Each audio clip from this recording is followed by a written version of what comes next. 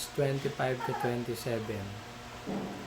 When Eve saw that the tree was good for food, and that it was pleasant to the eyes, and a tree to be desired to make one wise, she took of the fruit thereof and did eat. It was grateful to the taste, and as she ate, she seemed to feel a vivifying power, and imagined herself entering upon a higher state of existence. Having herself transgressed, she became a tempter to her husband, and he did it. Genesis 6:3 verse 6. Your eyes shall be opened, the enemy had said. Ye shall be as gods, knowing good and evil. Genesis 3 verse 5. Their eyes were indeed opened, but how sad the opening, the knowledge of evil, the curse of sin, was all that the transgressors gained. There was nothing poisonous in the fruit itself, and the sin was not merely in yielding to appetite, it was distrust of God's goodness, disbelief of His word, and rejection of His authority that made our first parents transgressors, and that brought into the world a knowledge of evil. It was this that opened the door to every species of falsehood and error. Man lost all because he chose to listen to the deceiver rather than to him who is truth, who alone has understanding by the mingling of evil with good. His mind had become confused, his mental and spiritual powers benumbed. No longer could be appreciate the good that God had so freely bestowed.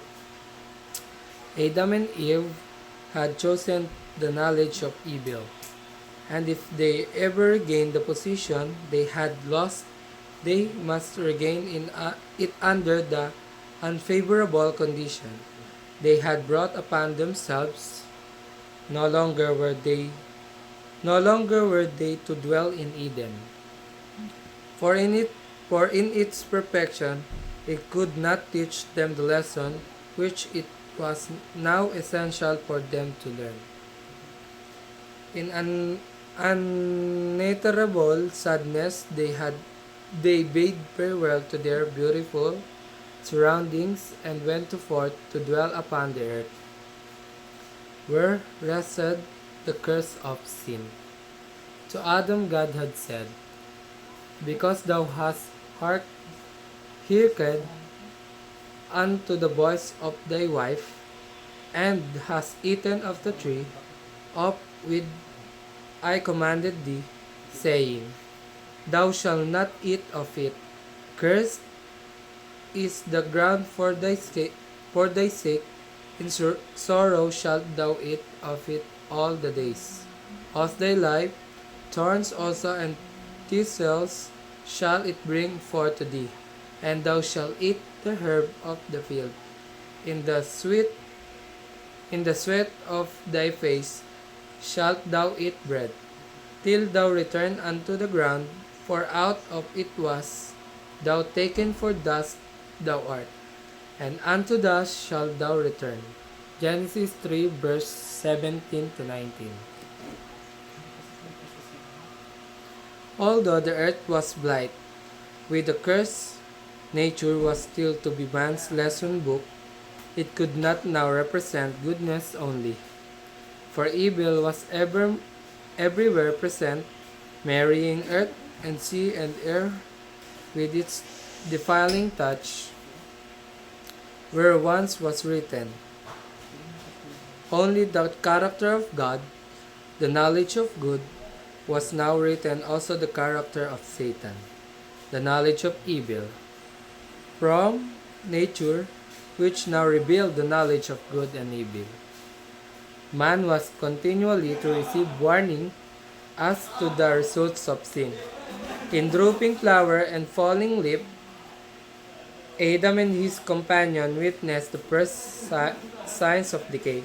Vividly was brought to their minds the stern fact that every living thing must die. Even the air upon which their life depended bore the seeds of death. Continually, they were reminded also of their lost dominion. Among the lower creatures, Adam had stood as king. And so long as he remained loyal to God, all nature acknowledged his rule. But when the transgressed, his dominion was forfeit. The spirit of rebellion, to which he himself had given entrance, extended throughout the animal creation. Thus, not only the life of man, but the nature of the beast, the trees of the forest, the grass of the field, the very air he breathed, all told the sad lesson of the knowledge of evil. But man was not abandoned to pursuit of the evil he had chosen. In the sentence pronounced upon Satan was given an intimation of redemption. I will put enmity between thee and the woman, God said, and between thy seed and her seed it shall bruise thy head, and thou shalt bruise his heel. Genesis 3 verse 15. This sentence, spoken in the hearing of our first parents, was to them a promise before they heard of the thorn and the thistles, of the toil and sorrow that must be their portion, or of the dust to which they must return. They listened to words that could not fail of giving them hope. All that had been lost by yielding to Satan could be regained through Christ. This intimation also nature repeats to us. Though marred by sin, it speaks not only of creation but redemption. Though the earth bears testimony to the curse in the evident signs of decay, it is still rich and beautiful in the tokens of life-giving power. Life-giving power. The trees cast off their leaves only to be robed with fresher verdure. The flowers die to spring forth in new beauty, and in every manifestation of creative power is held out the assurance that we may be created anew in righteousness and holiness of truth.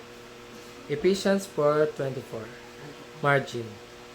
Thus the very objects and operation of nature that bring so vividly to mind our great loss become to us the messenger of hope. As far as evil extends, the voice of our Father is heard, bidding his children see in its result the nature of sin, warning them to forsake the evil and inviting them to receive the good.